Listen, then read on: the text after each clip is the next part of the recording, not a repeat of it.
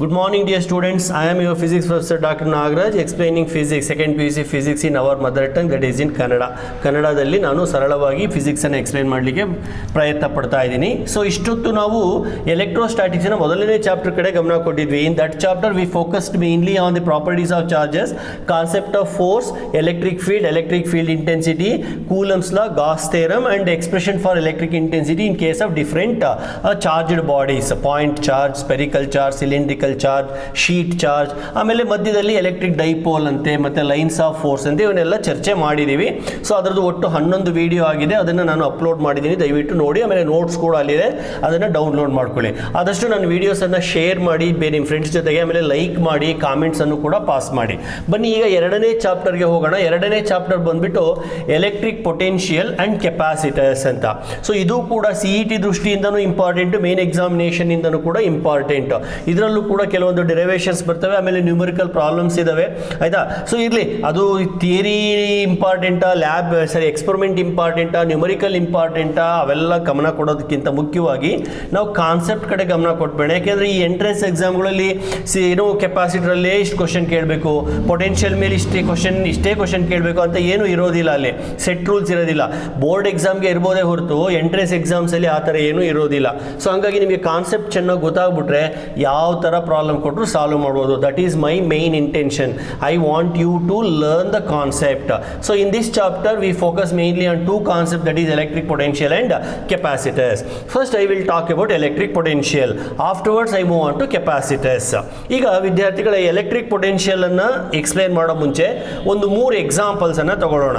ಮೊದಲನೇದಾಗಿ ಈಗ ನೋಡಿ, ನೀವು ನದಿನಲ್ಲಿ ನೀರು ಹರಿತಾ ಇರುತ್ತೆ, ಹೊಳೆ ಹರಿತಾ ಇರುತ್ತೆ, ನೀರು ಹೀಗೆ ಈ ದಿಕ್ಕಿನಲ್ಲಿ ನೀರು ಹರಿತಾ ಇದೆ ಅಂತ ಇಟ್ಕೊಳ್ಳಿ. ನಿಮಗೆ ಈಜು ಬರ್ತಾ ಇದೆ, ಈಜಾಡಲಿಕ್ಕೆ ಗೊತ್ತಿದೆ, you know how to swim ಅಂತ ಇಟ್ಕೊಳ್ಳೋಣ. ಸ್ವಿಮ್ ಮಾಡಿರೋರಿಗೆ ಇದ್ರದ್ದು ಎಕ್ಸ್ಪೀರಿಯನ್ಸ್ ಇದ್ದರೆ ಟ್ರೈ ಟು ರಿಕಾಲ್. ನೀರು ಈ ದಿಕ್ಕಿನಲ್ಲಿ ಹರಿತಾ ಇದೆ, ನೀನು ಈ ಥರ ಸ್ವಿಮ್ ಮಾಡಬೇಕು.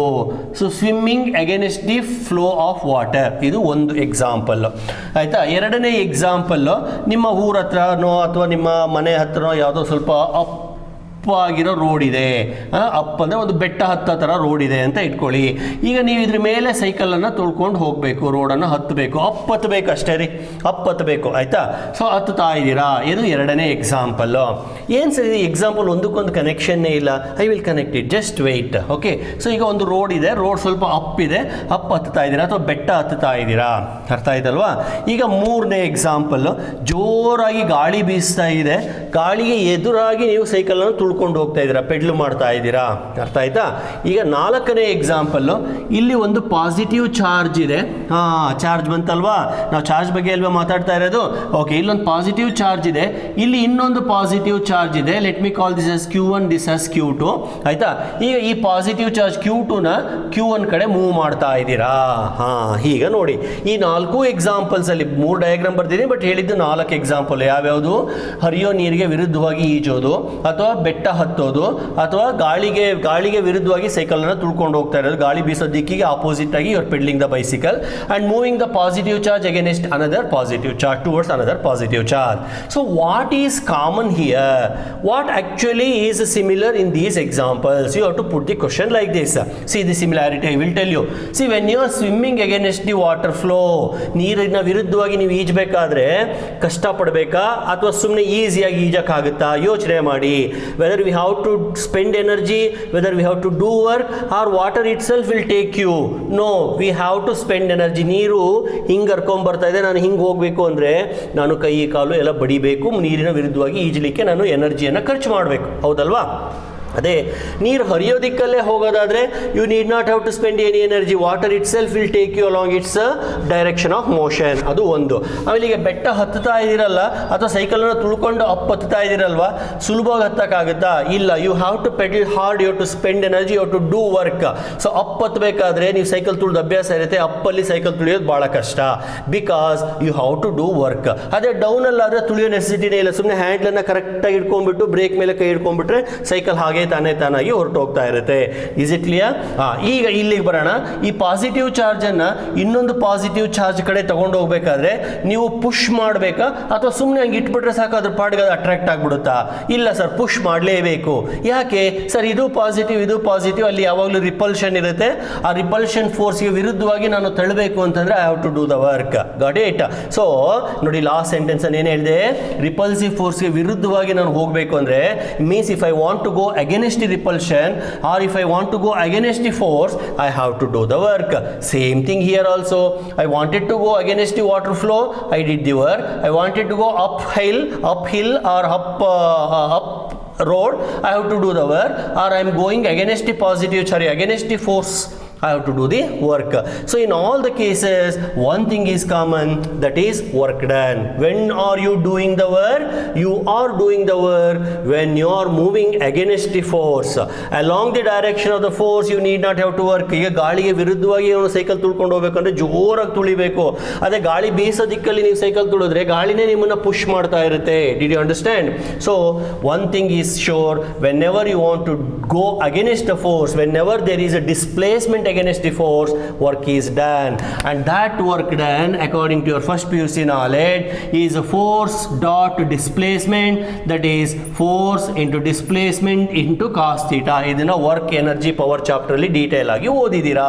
ಸೊ ಈಗ ಈ ಎಕ್ಸಾಂಪಲ್ಸ್ ಅನ್ನ ಕನೆಕ್ಟ್ ಮಾಡ್ಬಿಡ್ತೀನಿ. ಇಲ್ಲೂ ಕೂಡ ವರ್ಕ್ ಮಾಡಿದೆ, ಅದೇ ತರ ಇಲ್ಲೂ ಕೂಡ ವರ್ಕ್ ಮಾಡಬೇಕು.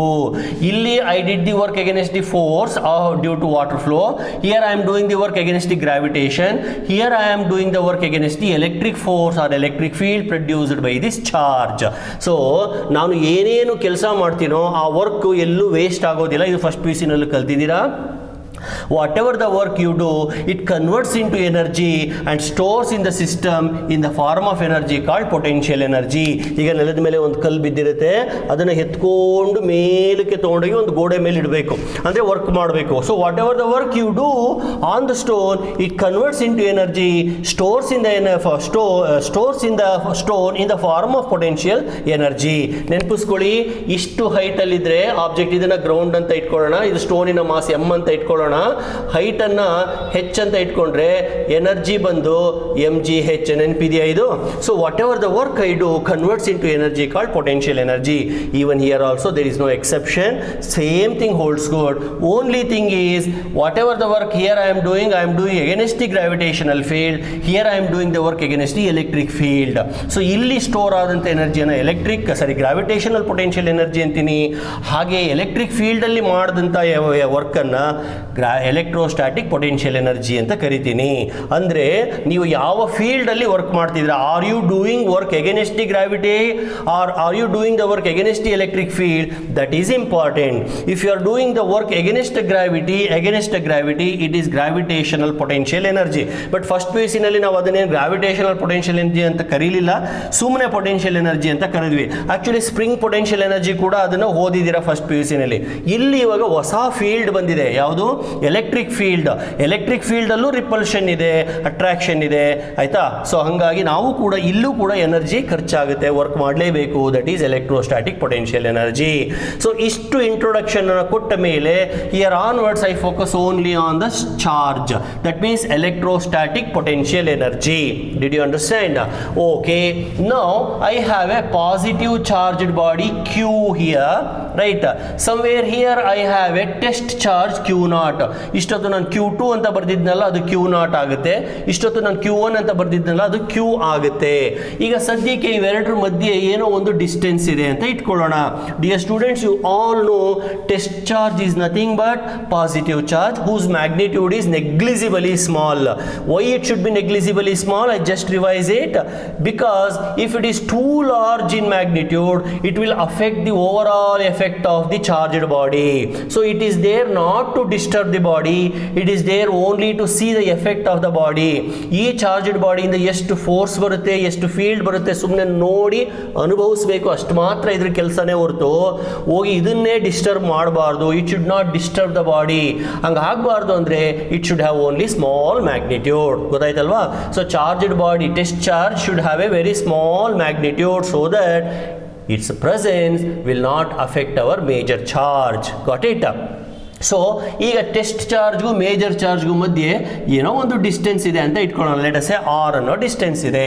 ಈಗ ಇದನ್ನು ನಾನು ಒಂದು ಸ್ವಲ್ಪ ಈ ನೋಡಿ ಇಲ್ಲಿ ಹೇಳಿ ಕೇಳಿ ಪಾಸಿಟಿವ್ ಚಾರ್ಜ್ ಎಲೆಕ್ಟ್ರಿಕ್ ಫೀಲ್ಡ್ ಈ ಕಡೆಗೆ ಇರುತ್ತೆ, ಅಂದರೆ ರೇಡಿಯಲಿ ಔಟ್ವರ್ಡ್ ಇರುತ್ತೆ. So this is also positive charge. So ನಾನು ಈ ಪಾಸಿಟಿವ್ ಚಾರ್ಜನ್ನು ಇಲ್ಲಿ ಇಟ್ಬಿಟ್ರೆ ಸುಮ್ಮನೆ ರಿಪೆಲ್ ಆಗಿ ಹೊರಟು ಹೋಗ್ತಾ ಇರುತ್ತೆ, ಅಂದರೆ ಆ ಕಡೆ ಮೂವ್ ಆಗಲಿಕ್ಕೆ ನಾನೇನು ಕಷ್ಟಪಡಬೇಕಾಗಿಲ್ಲ. I need not have to do any work in order to move q not like that. ಅಂದರೆ ಈಗ ಬೈಸಿಕಲನ್ನು ಕೆಳಗಡೆ ಇಳಿಸ್ಲಿಕ್ಕೆ ನಾನೇನು ಕೆಲಸ ಮಾಡಬೇಕಾಗಿಲ್ಲ, ಅದೇ ಹೇಳಿದಲ್ಲ ಹ್ಯಾಂಡ್ ಇಟ್ಕೊಂಡ್ಬಿಟ್ರೆ ಸಾಕು ಅಂತ. ಹಾಗೆ ನೀರು ಹೋಗೋ ದಿಕ್ಕಲ್ಲಿ ಹೋಗ್ಲಿಕ್ಕೆ ನಾನೇನು ಕಷ್ಟಪಡಬೇಕಾಗಿಲ್ಲ, ಸುಮ್ಮನೆ ನಾನು ನೀರಲ್ಲಿ ಮಲ್ಕೊಂಡ್ಬಿಟ್ರೆ ಸಾಕು, ಎಳ್ಕೊಂಡು ಹೋಗ್ಬಿಡುತ್ತೆ. ಹಾಗೆ ಇಲ್ಲಿ ಕೂಡ ಈ ಟೆಸ್ಟ್ ಚಾರ್ಜನ್ನು ಹಿಂಗೆ ಮೂವ್ ಮಾಡಲಿಕ್ಕೆ I need not have to do any work because this charge itself will do that job for me. But my intention is not that.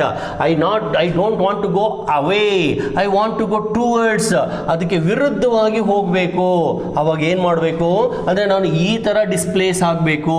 ಹಂಗೆ ಹೋಗಬೇಕು ಅಂದರೆ ಏನು ಮಾಡಬೇಕು? Yes, you are correct. I have to do the work W. Got it? So how much work you do, it all depends on several things. Right now I keep everything constant. ಸುತ್ತಮುತ್ತ ಇರೋ medium ಅವನ್ನೆಲ್ಲ constant ಇಟ್ಕೊಂಡ್ಬಿಡ್ತೀನಿ, ಗೊತ್ತಾಯ್ತಾ? ಬರೀ test charge ಮಾತ್ರ ತಗೋತೀನಿ. ನೋಡಿ ಇಲ್ಲಿ ಹೆಂಗೆ ಅಂದರೆ ಈ ಬೆಟ್ಟ ಹತ್ತುತ್ತಾ ಇದ್ದೀರಲ್ಲ, ಎಷ್ಟು ಫೋರ್ಸ್ ಆಗಿ ನಾನು ಸೈಕಲನ್ನು ತುಳಿಬೇಕು ಅನ್ನೋದು ನಾನಾ ಫ್ಯಾಕ್ಟರ್ಗಳ ಮೇಲೆ ಡಿಪೆಂಡ್ ಆಗಿದೆ. Depends on several factors. Number 1 road condition ಮೇಲೆ ಡಿಪೆಂಡ್ ಆಗಿದೆ. ಟಾರ್ ರೋಡ್ ಆದರೆ ಏನಂತ ಕಷ್ಟಪಡಬೇಕಾಗಿಲ್ಲ. ಅದೇ ಕಚ್ಚಾ ರೋಡ್ ಆಗಿದ್ರೆ, ಅಂದರೆ ಮಡ್ ರೋಡೋ ಏನೋ ಆ ಥರ ಇದ್ದರೆ ಸ್ವಲ್ಪ ಜಾಸ್ತಿ ವರ್ಕ್ ಮಾಡಬೇಕು, ಹೌದಲ್ವಾ? ಆಮೇಲೆ ಬೈಸಿಕಲ್ ಮೇಲೆ ನೀನು ಒಬ್ಬನೇ ಕೂತ್ಕೊಂಡಿದ್ರೆ it is not that difficult. You can somehow manage to climb up hill. By chance ನಿನ್ನ ಫ್ರೆಂಡು ಕೂಡ ಹಿಂದ್ಗಡೆ ಕೂತ್ಕೊಂಡಿದ್ದಾನೆ, ಡಬಲ್ ರೈಡಿಂಗ್ ಹೋಗ್ತಾ ಇದ್ದೀರಾ ಅಂತಂದರೆ you have to do more work, is it not? ಹಾಗೆ ಎಷ್ಟು work, first of all work ಮಾಡಬೇಕೋ ಬೇಡವಾ ಅನ್ನೋದು ಮುಖ್ಯ. ವರ್ಕ್ ಮಾಡಬೇಕು. ಆವಾಗ ಎಷ್ಟು ವರ್ಕನ್ನು ಮಾಡಬೇಕು ಅನ್ನೋದು ಅಲ್ಲಿನ ಕಂಡೀಷನ್ಸ್ನ ಮೇಲೆ ಡಿಪೆಂಡ್ ಆಗಿದೆ. ಹಾಗೆ ಇಲ್ಲಿ ಕೂಡ ಟೆಸ್ಟ್ ಚಾರ್ಜನ್ನು ಈ ಕಡೆ ಮೂವ್ ಮಾಡಬೇಕು ಅಂದರೆ ವರ್ಕ್ ಮಾಡಬೇಕೋ ಬೇಡವಾ? ಸರ್ ಮಾಡಬೇಕು ಸರ್. ಎಷ್ಟು ವರ್ಕ್ ಮಾಡಬೇಕು sir? It depends on several things. Correct. ಯಾವ್ಯಾವ್ದ್ರ ಮೇಲೆ ಡಿಪೆಂಡ್ ಆಗಿದೆ? ಇಲ್ಲಿರೋ ಮೀಡಿಯಮಿನ ಮೇಲೆ ಡಿಪೆಂಡ್ ಆಗಿದೆ. ಅರ್ಥ ಆಯ್ತಾ? ಆಮೇಲೆ ಈ ಚಾರ್ಜಿನ ಮ್ಯಾಗ್ನಿಟ್ಯೂಡಿನ ಮೇಲೆ ಡಿಪೆಂಡ್ ಆಗಿದೆ. ಈಗ ಸದ್ಯಕ್ಕೆ ಮೀಡಿಯಂ ಕಾನ್ಸ್ಟೆಂಟ್ ಅಂತ ಇಟ್ಕೊಳ್ಳೋಣ, ಬೇರೆ ಇನ್ಯಾವುದು ಮೀಡಿಯಂ ಇಲ್ಲ, ಇಲ್ಲೆಲ್ಲ ಬರೀ ಏರ್ ಇದೆ ಅಂತ ಇಟ್ಕೊಳ್ಳೋಣ. ಅವಾಗ work done divided by magnitude of the test charge ತಗೋತೀವಿ. This is known as electric potential.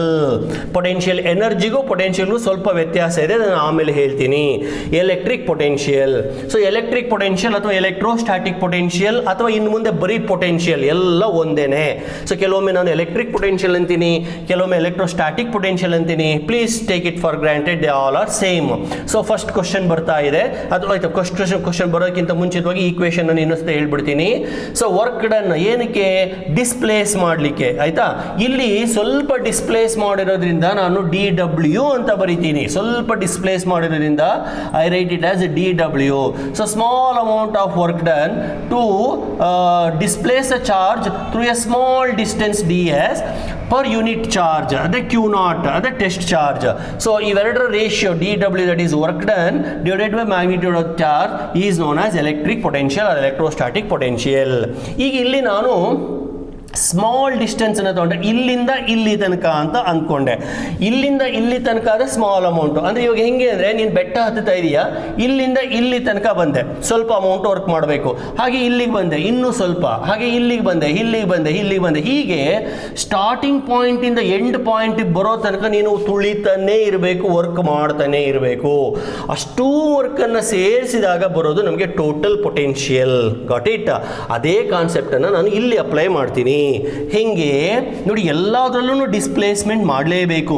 ನೀರಿನ ವಿರುದ್ಧವಾಗಿ ಈಜಬೇಕಾದ್ರೂ ಡಿಸ್ಪ್ಲೇಸ್ಮೆಂಟ್ ಮಾಡಬೇಕು, ಸೈಕಲ್ ತುಳಿಬೇಕಾದ್ರೂ ಡಿಸ್ಪ್ಲೇಸ್ಮೆಂಟ್ ಮಾಡಬೇಕು. ಹಾಗೆ ಚಾರ್ಜನ್ನು ಡಿಸ್ಪ್ಲೇಸ್ ಮಾಡಿನೇ ನಾವು ಪೊಟೆನ್ಷಿಯಲ್. ಡಿಸ್ಪ್ಲೇಸ್ ಮಾಡದೆ ಹೋದರೆ ವರ್ಕ್ ಮಾಡೋ ನೆಸೆಸಿಟಿನೇ ಇಲ್ಲ ಅಲ್ವಾ? ಅದು displacement against the direction of the force ಮಾಡಬೇಕಲ್ವಾ? ಈಗ ನೋಡಿ ಇವೆಲ್ಲ ಸೇರಿಸ್ಬಿಟ್ಟು ನಾನು ಡೆಫಿನೇಷನನ್ನು ಹೇಳಲಿಕ್ಕೆ ಪ್ರಯತ್ನ ಪಡ್ತೀನಿ. ಈ ಟೆಸ್ಟ್ ಚಾರ್ಜ್ ಇಲ್ಲಿಗೆ ತೊಗೊಂಡು ಬಂದಿದ್ದೀನಿ. ಎಲ್ಲಿಂದ ತೊಗೊಂಡ್ಬಂದಿದ್ದೀನಿ? ಅಥವಾ ಇಲ್ಲಿಗೆ ತೊಗೊಂಡ್ಬಂದಿದ್ದೀನಿ. ಎಲ್ಲಿಂದ ತೊಗೊಂಡ್ಬಂದಿದ್ದೀನಿ? ಬರೀ ಇಷ್ಟು ದೂರ ಅಲ್ಲ, ಅಥವಾ ಇಲ್ಲಿಂದ ತಗೊಂಬಂದಿಲ್ಲ, ಹಿಂಗೆ ಹಿಂಗೆ ಹಿಂಗೆ ತುಂಬ ದೂರದಿಂದ, ತುಂಬ ದೂರ ಅಂದರೆ ಇನ್ಫೈನೈಟ್ ಡಿಸ್ಟೆನ್ಸಿಂದ, ತುಂಬ ದೂರದಿಂದ ಸ್ವಲ್ಪ ಸ್ವಲ್ಪನೇ ತಳ್ಕೊಂಡು ಇಲ್ಲಿಗೆ ಬಂದು ನಿಂತ್ಕೊಂಡಿದ್ದೀನಿ. ಸೊ ಪ್ರತಿಯೊಂದು ಮೂಮೆಂಟ್ಗೂ ನಾನು ವರ್ಕ್ ಮಾಡಿದ್ದೀನಿ. ಸೊ ಅವೆಲ್ಲ ವರ್ಕ್ಗಳನ್ನು ಸೇರಿಸಿದರೆ ಇದು W ಆಗುತ್ತೆ, ಟೋಟಲ್ ವರ್ಕ್ ಆಗುತ್ತೆ, ಡಿವೈಡೆಡ್ ಬೈ ಸೇಮ್ ಚಾರ್ಜನ್ನೇ ನಾನು ಬಂದಿರೋದು. ಇದನ್ನು ನಾನು ಪೊಟೆನ್ಷಿಯಲ್ ಅಂತ ಕರಿತೀನಿ. ಗೊತ್ತಾಯ್ತಾ? ಈಗ definition, electric potential at a point, ಯಾವುದೋ ಒಂದು ಪಾಯಿಂಟಲ್ಲಿ ಎಲೆಕ್ಟ್ರಿಕ್ ಪೊಟೆನ್ಷಿಯಲನ್ನು ಡಿಫೈನ್ ಮಾಡಿ ಅಂತ ಕೇಳ್ತಾರೆ. Define electric potential at a point. ಹೆಂಗೆ ಡಿಫೈನ್ ಮಾಡ್ತೀರಾ?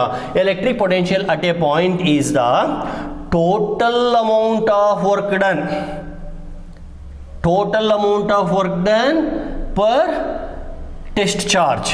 ಯೂನಿಟ್ ಅಂತಂದು ಹೇಳ್ಬೋದು ಅಥವಾ magnitude of the test charge ಅಂತಂದು ಹೇಳ್ಬೋದು. ಏನಕ್ಕೆ ವರ್ಕ್ ಮಾಡಿದ್ದೀರಾ? In displacing that test charge. ಎಲ್ಲಿಂದ? ಫ್ರಮ್ ಇನ್ಫಿನಿಟಿ, ಎಲ್ಲಿ ತನಕ? To the given point against field direction. So potential at a point is defined as the total work done per test charge in displacing the test charge from infinity to the given point against the field direction. ತುಂಬಾ ದೂರದಿಂದ ಒಂದು particular ಜಾಗಕ್ಕೆ ತಗೊಂಡು ಬರಲಿಕ್ಕೆ ಎಷ್ಟು ಕೆಲಸ ಮಾಡಿದ್ದೀರಾ? ಯಾಕೆ ಕೆಲಸ ಮಾಡಿದ್ದೀರಾ? Because you are moving against the direction of the field or direction of the force. ಅಷ್ಟು ವರ್ಕನ್ನು ಆ magnitude of the test charge ಇಂದ ಡಿವೈಡ್ ಮಾಡಿಬಿಟ್ರೆ ಬರೋದನ್ನೇ ನಾವು ಪೊಟೆನ್ಷಿಯಲ್ ಅಂತ ಕರಿತೀವಿ. ಸೊ ಒಟ್ಟಾರೆ ಪೊಟೆನ್ಷಿಯಲ್ ಅನ್ನೋದು ಒಂದು ಸ್ಕೇಲಾರ್ ಕ್ವಾಂಟಿಟಿ. ನೋಡಿ, ಈ ಚಾಪ್ಟರ್ನಲ್ಲಿ ಮೆಜಾರಿಟಿ ಎಲ್ಲ ಸ್ಕೇಲಾರ್ ಕ್ವಾಂಟಿಟೀಸೇ ಬರೋದು. ಇಂದಿನ ಚಾಪ್ಟರ್ಲಿ ಮೆಜಾರಿಟಿ ವೆಕ್ಟರ್ ಕ್ವಾಂಟಿಟೀಸ್ ಬಂತು, ಇಲ್ಲಿ ಬರೀ ಸ್ಕೇಲಾರ್ ಕ್ವಾಂಟಿಟೀಸೇ ಬರೋದು. ಸೊ ಎಲೆಕ್ಟ್ರಿಕ್ ಪೊಟೆನ್ಷಿಯಲ್ ಅನ್ನೋದು it is the work done per unit charge, work done per test charge in displacing the test charge from infinity to a given point against the field direction. Did you understand? So ಇದು electric potential ಆಯಿತು. ಇದರ SI unit ಬಂದು volt ಅಂತ capital V ಬರೀತಾರೆ. So volt is a SI unit of potential. ಈಗ ನಾನು ಆವಾಗಲೇ ಏನೇನೋ ಹೇಳ್ತಾ ಇದ್ದೆ, ಈ ಪೊಟೆನ್ಷಿಯಲ್ ಅನ್ನೋದು ಸರೌಂಡಿಂಗ್ನ ಮೇಲೆ ಡಿಪೆಂಡ್ ಆಗಿದೆ, ಆಮೇಲೆ ಮ್ಯಾಗ್ನಿಟ್ಯೂಡ್ ಆಫ್ ದ ಟೆಸ್ಟ್ ಚಾರ್ಜಿನ ಮೇಲೆ ಡಿಪೆಂಡ್ ಆಗಿದೆ ಅಂತ ಹೇಳಿದೆ. ಸರ್, ಬೈ ಚಾನ್ಸ್ ನಾನು ಅದನ್ನು ಟೆಸ್ಟ್ ಚಾರ್ಜನ್ನು ಹೀಗೆ ಸ್ಟ್ರೈಟ್ ಲೈನಲ್ಲಿ ತರದೆ ಹೀಗೆ ಸುತ್ತಾಡಿಕೊಂಡು ತಗೊಂಬಂದರೆ, ಅಂದರೆ ಇಲ್ಲಿ ಟೆಸ್ಟ್ ಚಾರ್ಜ್ ಇದೆ, ನಾನು ಇನ್ಫೈನೈಟಿಂದ ಇಲ್ಲಿಗೆ ತರಬೇಕಾದ್ರೆ ಹೀಗೆ ಹೀಗೆ ಹೀಗೆ ಹೆಂಗೋ ಆಟ ಆಡ್ಕೊಂಡು ತೊಗೊಂಬರ್ತೀನಿ. ಸ್ಟ್ರೈಟ್ ಲೈನಲ್ಲಿ ಬರೋದೇ ಇಲ್ಲ. ಅವಾಗಲೂ ವರ್ಕ್ ಡನ್ ಸೇಮ್ ಇರುತ್ತೆ ಸರ್. ಅಂದರೆ whether work done depends on the path travelled or does not depend on the path travelled. Remember dear students, in this particular case work done does not depend on the path traveled by the test charge. That means electrostatic potential energy is independent of path traveled. Therefore we can say force, what type of force this is? Electrostatic force. This force is conservative force. First PUC ನಲ್ಲಿ ಹೇಳ್ಕೊಟ್ಟಿರ್ತೀವಿ, conservative force ಮತ್ತು ನಾನ್ conservative force ಅಂದರೆ ಏನು. ಎರಡೂ ಕೇಸಲ್ಲೂ force conservative ಇರಲಿ non conservative ಇರಲಿ work ಮಾಡಲೇಬೇಕು. Suppose if the work done does not depend on how you travel, it is conservative force. If work done depends on how you travel, it is non conservative force. ಆಯ್ತಾ? ಸ್ಟ್ರೈಟಾಗಿ ಬಂದರೆ ಒಂದು work, ಸುತ್ತಾಡ್ಕೊಂಡು ಬಂದ್ರೇ ಇನ್ನೊಂದು work, ಅದು ನಾನ್ conservative force. Frictional force ನಾನ್ conservative ಆಗುತ್ತೆ. ಈಗ ನೀವು ಬೆಂಗಳೂರಿಂದ ಮೈಸೂರಿಗೆ ಸ್ಟ್ರೈಟ್ ಹೈವೇನಲ್ಲಿ ಬಂದ್ರೇ ಒಂದು ವರ್ಕು, ಆ ಬೆಂಗಳೂರಿಂದ ಯಾವ್ಯಾವುದೋ ಊರನ್ನು ಸುತ್ತಾಡ್ಕೊಂಡು ಮೈಸೂರಿಗೆ ಬಂದರೆ ಇನ್ನೊಂದು ವರ್ಕ್, ಅಲ್ಲಿ ಡಿಸ್ಟೆನ್ಸೇ ಬೇರೆ ಆಗಿರುತ್ತೆ. So force conserved non conserved ಅನ್ನೋದು ಈ ಫ್ಯಾಕ್ಟರಿಂದ ಡಿಸೈಡ್ ಆಗುತ್ತೆ. Okay, coming back to this, electrostatic force is a conserved force and electric potential does not depend upon the path travelled. Okay, so ನೀವು ಹೆಂಗಾದ್ರೂ ತಗೊಂಡ್ಬನ್ನಿ, it only depends on the initial position and final position. ಇನ್ಫಿನಿಟಿಯಿಂದ particular ಪಾಯಿಂಟ್ಗೆ ತಗೊಂಡ್ಬರ್ಲಿಕ್ಕೆ ಆದಂಥ ಕೆಲಸನ ನಾವು potential ಅಂತ ಕರಿತೀವಿ. ಸೊ ಇಷ್ಟು ಇಂಟ್ರೊಡಕ್ಷನ್ ಕೊಟ್ಟಾದ ಮೇಲೆ ಈಗ ಪೊಟೆನ್ಷಿಯಲ್ಗೆ ಒಂದು ಈಕ್ವೇಷನ್ ಅನ್ನು ಡಿರೈವ್ ಮಾಡ್ಕೊಂಡ್ಬಿಡೋಣ. That is expression for potential due to point charge. ಸದ್ಯಕ್ಕೆ ಪಾಯಿಂಟ್ ಚಾರ್ಜಿಗೆ ಮಾತ್ರ ನಾವು ಡಿರೈವೇಷನ್ ಅನ್ನು ಮಾಡೋಣ. ಆಲ್ರೆಡಿ ಮಕ್ಕಳೇ ನಿಮಗೆ ಗೊತ್ತಿದೆ, ಪಾಯಿಂಟ್ ಚಾರ್ಜ್ ಅಂದರೆ ಈ ಥರ ಬರಿತೀವಿ, ಹೌದಲ್ವಾ? ಸೊ ಇದನ್ನು ನಾನು ಎ ಅನ್ನೋ ಜಾಗದಲ್ಲಿ ಇಟ್ಟಿದ್ದೀನಿ. I want to know what is the potential at B, ಅಂದರೆ ಇಷ್ಟು ದೂರ ಈ ಪಾಯಿಂಟ್ ಅನ್ನೋದು let us say it is at a distance of r. Okay, ಈಗ ನಾನು ಟೆಸ್ಟ್ ಚಾರ್ಜರ್ ಎಲ್ಲೋ ಒಂದು ಕಡೆ ಇಟ್ಟಿದ್ದೀನಿ, ಇಲ್ಲೆಲ್ಲೋ ಇಟ್ಟಿದ್ದೀನಿ ಅಂತ ಇಟ್ಕೊಳ್ಳಿ, ಸಿ ಅನ್ನೋ ಕಡೆ ಇಟ್ಟಿದ್ದೀನಿ. ಇದು ಕ್ಯೂ ನಾಟ್ ಆಗುತ್ತೆ, ಇದು ಕ್ಯೂ ಆಗುತ್ತೆ. ಡಯಾಗ್ರಾಮನ್ನು ಕೇರ್ಫುಲ್ಲಾಗಿ ಅರ್ಥ ಮಾಡ್ಕೊಳ್ಳಿ. ಆಲ್ರೆಡಿ ನಾನು ಸಾಕಷ್ಟು ವಿಡಿಯೋಸಲ್ಲಿ ಹೇಳಿದ್ದೀನಿ, ಡಯಾಗ್ರಾಮ್ ಸ್ಪೀಕ್ಸ್ ವಾಲ್ಯೂಮ್ಸ್ ಅಂತ. ಅಂದರೆ ಒಂದು ಡಯಾಗ್ರಾಮು ಸಾಕಷ್ಟು ಇನ್ಫಾರ್ಮೇಷನ್ ಅನ್ನು ಕೊಡುತ್ತೆ, ಅದಕ್ಕೆ ಡಯಾಗ್ರಾಮ್ಗಳಿಗೆ ಮಾರ್ಕ್ಸ್ ಅನ್ನು ಇಟ್ಟಿರೋದು. ಆಮೇಲೆ labelling is also very important. ಇದೇನು ಎಲ್ಲ ಅಲ್ಲಿ ಮೆನ್ಷನ್ ಮಾಡಿಬಿಡಬೇಕು ಸಾಧ್ಯವಾದರೆ. ಓಕೆ, ಸಿ ಅನ್ನೋ ಹತ್ರ ಟೆಸ್ಟ್ ಚಾರ್ಜನ್ನು ಇಟ್ಟಿದ್ದೀನಿ. ಆಮೇಲೆ ನೋಡಿ, ಚಾರ್ಜ್ ಇದು ಪಾಸಿಟಿವ್ ಆಗಿರೋದ್ರಿಂದ ಎಲೆಕ್ಟ್ರಿಕ್ ಫೀಲ್ಡ್ ರೇಡಿಯಲಿ ಔಟ್ವರ್ಡ್ ಇರುತ್ತೆ. ಎಲೆಕ್ಟ್ರಿಕ್ ಫೀಲ್ಡ್ ಅಥವಾ ಫೋರ್ಸ್ ಎರಡೂ ರೇಡಿಯಲಿ ಔಟ್ವರ್ಡ್ ಇರುತ್ತೆ. ಹೌದಲ್ವಾ ಮಕ್ಕಳೇ? ಈಗ ಕ್ಯೂ ನಾಟ್ಗೂ ಕ್ಯೂಗೂ ಸದ್ಯಕ್ಕೆ ಡಿಸ್ಟೆನ್ಸ್ ಬಂದ್ಬಿಟ್ಟು ಎಕ್ಸ್ ಅಂತ ಇಟ್ಕೊಳ್ಳೋಣ, ಆಯ್ತಾ? ಇಲ್ಲಿಂದ ನಾನು ಒಂದು ಚೂರು ಮುಂದಕ್ಕೆ ತಳ್ತೀನಿ, ಸ್ವಲ್ಪ ಮುಂದಕ್ಕೆ ತಳ್ತೀನಿ. Let us say I push it through a distance of d x. Got it? ಸ್ವಲ್ಪನೇ ತಳ್ಳಿದ್ದೀನಿ. ತಳ್ಳಲಿಕ್ಕೆ ನಾನು ಕೆಲಸ ಮಾಡಬೇಕೋ ಬೇಡವಾ? ಸರ್ ಮಾಡಬೇಕು ಸರ್. ಯಾಕೆ ಸರ್? ಯಾಕೆ ಅಂದರೆ ಫೋರ್ಸ್ಗೆ ವಿರುದ್ಧವಾಗಿ ನೀವು ಹೋಗ್ತಾ ಇದ್ದೀರಾ. Yes, now small amount of work is equal to minus f into d x. Minus ಯಾಕೆ ಹೇಳಿ ನೋಡೋಣ? Because you are moving against the direction of the force. ಆಮೇಲೆ ಡಿ ಎಕ್ಸ್ ಅಂದರೆ ಡಿ ಎಸ್ ಇದ್ದಂಗೆ. ಇಲ್ಲಿ cos theta is equal to 0, ಅಂದರೆ straight ಲೈನಲ್ಲಿ ನಾವು ಹೋಗ್ತಾ ಇದ್ದೀವಿ. ಹೌದಲ್ವಾ? ಅಲ್ಲಿಗೆ ಎಫ್ ಇಂಟು ಡಿ ಎಸ್ ಥರ ಆಗೋಯ್ತು. ಇದನ್ನು ನಾನು ಈಕ್ವೇಷನ್ 1 ಅಂತ ಕರಿತೀನಿ. ಈಗ ಎಫ್ ಬಂದ್ಬಿಟ್ಟು ಕೂಲಂಬ್ಸ್ ಲಾ ಜ್ಞಾಪಿಸ್ಕೊಳ್ಳಿ. It is nothing but 1/4πε0 Q1 that is Q, Q2 that is Q0 divided by the distance square that is x square. ಗೊತ್ತಾಗ್ತಾ ಇದೆಯಲ್ವಾ? ಅಲ್ಲಿಗೆ ಇದನ್ನು ತಗೊಂಡೋಗಿ ಈಕ್ವೇಷನ್ 1 ನಲ್ಲಿ ಸಬ್ಸ್ಟಿಟ್ಯೂಟ್ ಮಾಡಿ. ಅಲ್ಲಿಗೆ ಡಿ ಡಬ್ಲ್ಯೂ is equal to minus Q0 divided by 4πε0 x square into dx ಆಯಿತು. I call it as equation number 2. ಇದು 5 ಮಾರ್ಕ್ಸ್ಗೆ ಬರುವಂತಹ ಪ್ರಶ್ನೆ ಇದು. ಸರಿ, ಇದು ಡಿ ಡಬ್ಲ್ಯೂ ಅಂದರೆ ಬರೀ ಇಷ್ಟು ಮೂವ್ ಮಾಡಲಿಕ್ಕೆ ಆದಂಥ ಕೆಲಸ. ಅದ್ರ ಬದಲಿಗೆ ನಾನು ಇನ್ನೂ ಸ್ವಲ್ಪ ಮೂವ್ ಮಾಡ್ತೀನಿ, ಇನ್ನೂ ಮೂವ್ ಮಾಡ್ಕೊಂಡು ಇಲ್ಲಿ ತನಕ ಬರ್ತೀನಿ. ಎಲ್ಲಿಂದ ಮೂವ್ ಮಾಡ್ಕೊಂಬರ್ತೀನಿ?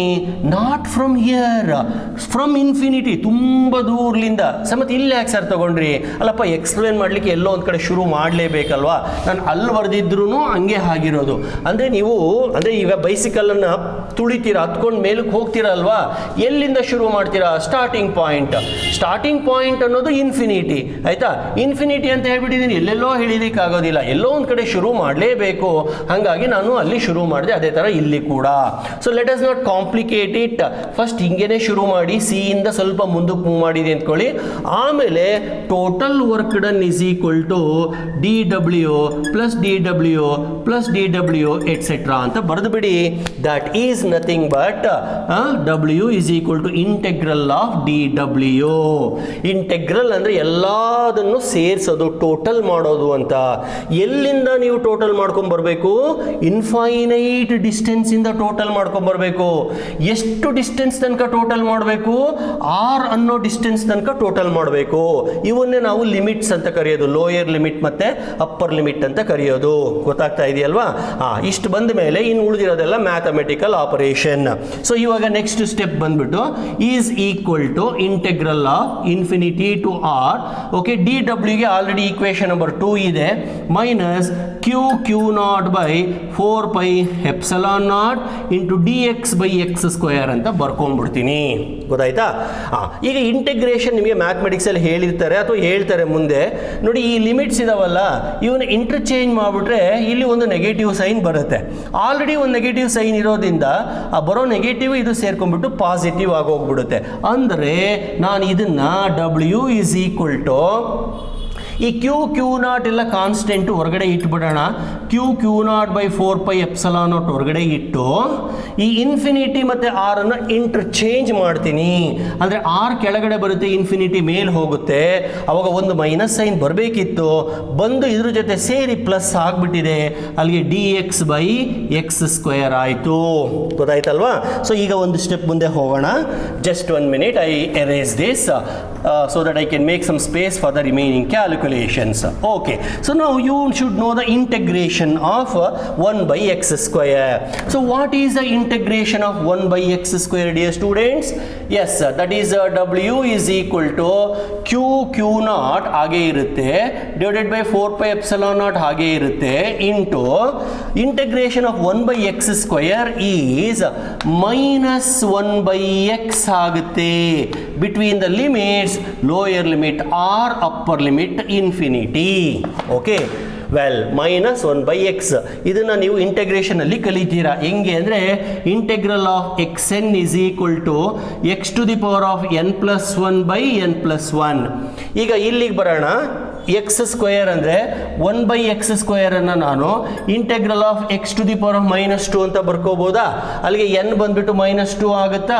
ಅಲ್ಲಿಗೆ x is equal to n ಅಂದರೆ -2 ಪ್ಲಸ್ 1 ಡಿವೈಡೆಡ್ ಬೈ -2 ಪ್ಲಸ್ 1 ಆಗುತ್ತಾ? That is equal to x to the power of -1 by -1 ಆಗುತ್ತಾ? ಖರೀ sir, that is x to the power of -1 ಅಂದರೆ 1 ಬೈ ಎಕ್ಸ್, ಈ ಮೈನಸ್ ಸೈನನ್ನು ಇಲ್ಲಿ ಬರೀತೀನಿ. ಅಂದರೆ integral of 1 by x square is equal to -1 by x. So ಅದನ್ನೇ ನಾನು ಇಲ್ಲಿ ಬರೆದಿದ್ದೀನಿ, ಸರಿನಾ? Okay, that is equal to q naught divided by 4 pi epsilon naught into minus ಸೈನನ್ನು ಇಲ್ಲೇ ಬರೆದ್ಬಿಡ್ತೀನಿ ಹೊರಗಡೆ. 1 ಬೈ ಇನ್ಫಿನಿಟಿ ಫಸ್ಟ್ ಅಪ್ಲೈ ಮಾಡಬೇಕು, ಮೈನಸ್ ಕಂಪಲ್ಸರಿ, 1 ಬೈ ಎಕ್ಸ್ ಜಾಗಕ್ಕೆ ಆರನ್ನು ಹಾಕಬೇಕು. ಇದು ಇಂಟೆಗ್ರೇಷನ್ನಿನ rule. That is minus q naught by 4 pi epsilon naught into 1 by infinity ಅಂದರೆ 0 minus 1 by r. Remember this is w. ಈಗ q naught ಅನ್ನು ಈ ಕಡೆ ತಗೊಳ್ಳಿ. w by q naught is equal to minus ಮತ್ತು ಮೈನಸ್ ಕ್ಯಾನ್ಸಲ್ ಆಗುತ್ತೆ ಅಂದರೆ plus ಆಗುತ್ತೆ. ಅಲ್ಲಿಗೆ q by 4 pi epsilon naught into 1 by r. What is this w by q naught?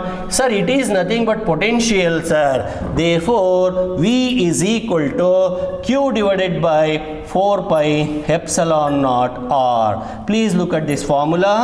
This is the expression for potential at a particular point, which is at a distance of r. So, according to this equation, if you go away from the discharge, the charged body, means as r increases, potential decreases. Conversely, if you go towards the charge, potential increases. So dear students, so far I tried to explain what is potential by giving some examples. So ಇಲ್ಲಿ ನೀರಿನ ವಿರುದ್ಧವಾಗಿ ಈಜಬೇಕಾದ್ರೆ ಆಗಲಿ ಅಥವಾ ಒಂದು ಚಾರ್ಜಿನ ವಿರುದ್ಧವಾಗಿ ಹೋಗಬೇಕಾದ್ರೆ ಆಗಲಿ ನಾವು ಕೆಲಸ ಮಾಡಬೇಕು ಅನ್ನೋದನ್ನು ತಗೊಂಡು ಅಲ್ಲಿಂದ ಪೊಟೆನ್ಷಿಯಲ್ ಅಂದರೆ ಏನು, ಪೊಟೆನ್ಷಿಯಲಿನ SI ಯೂನಿಟ್ ಏನು, ಆಮೇಲೆ ಪೊಟೆನ್ಷಿಯಲ್ಗೆ ಒಂದು ಈಕ್ವೇಷನನ್ನು ಡಿರೈವ್ ಮಾಡೋದು ಹೇಗೆ ಅಂತ ಹೇಳಿದ್ದೀನಿ. ಇನ್ನೂ ಸಾಕಷ್ಟು ವಿಷಯ ಕಲಿಯೋದಿದೆ. ಮೊದಲನೇದಾಗಿ ಸರ್ ನೀವು ಇಷ್ಟೊತ್ತು ಬರೀ ಪಾಸಿಟಿವ್ ಚಾರ್ಜ್ ಅಷ್ಟೇ ತಗೊಂಡು ಡಿಸ್ಕಸ್ ಮಾಡಿದ್ದೀರಾ, ನೆಗೆಟಿವ್ ಚಾರ್ಜ್ ಹಾಗಾದ್ರೆ ಏನು ಪೊಟೆನ್ಷಿಯಲ್ಲೇ ಇರೋದಿಲ್ವಾ ಸರ್? ಇರುತ್ತೆ. ಹಾಗಾದ್ರೆ ಅದಕ್ಕೆ ಯಾವ ಥರ ಬರೀಬೇಕು? ಅಲ್ಲಿ ಅಟ್ರಾಕ್ಷನ್ ಇರುತ್ತಲ್ಲ ಸರ್, ಮತ್ತು ಅಲ್ಲಿ ಪೊಟೆನ್ಷಿಯಲನ್ನು ನಾವು ಹೆಂಗೆ ಕಂಡುಹಿಡಿಯೋದು? ಅದು ಒಂದು ಪ್ರಶ್ನೆ. ಆಮೇಲೆ ಒಂದು ಚಾರ್ಜ್ ಆದರೆ ಈ ಥರ 2, 3, 4 ಚಾರ್ಜ್ ಇದ್ದರೆ ಪೊಟೆನ್ಷಿಯಲನ್ನು ಕಂಡುಹಿಡಿಯೋದು ಹೇಗೆ? ಆಮೇಲೆ ಮೀಡಿಯಮಿನ ಎಫೆಕ್ಟ್ ಏನು? ಇವೆಲ್ಲ ಸಾಕಷ್ಟು ವಿಷಯ ಇದೆ ಇನ್ನು.